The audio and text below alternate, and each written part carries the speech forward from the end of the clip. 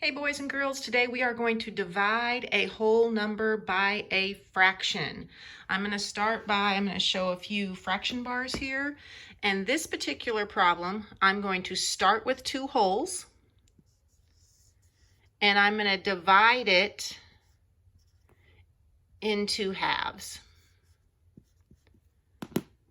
So I start with two wholes and divide it into halves. So how many halves will fit into two? 1, 2, 3, 4.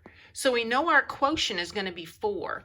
And that's why when you do this equation here, 2, you can rewrite that as 2 over 1. And you know, with divide, you actually change it to multiply. Dividing fractions, don't ask why. Flip the second, find the reciprocal, flip the second, and multiply.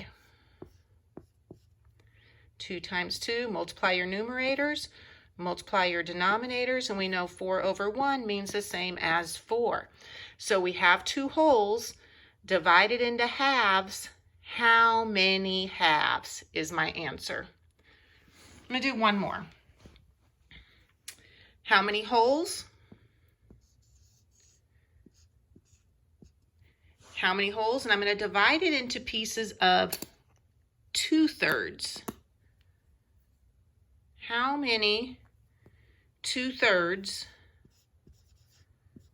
will fit in two wholes? So there's 1, 2 2/3, 3 2/3 fit in a hole. So how do I do that traditionally? We know the 2 is 2 over 1, but we have to rewrite this because dividing fractions, don't ask why. Flip the second, find the reciprocal of the second. The denominator now becomes your numerator becomes your denominator, and multiply. Multiply your numerators. Multiply your denominators,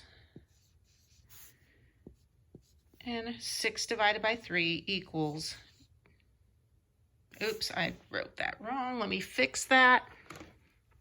Let's multiply those denominators again.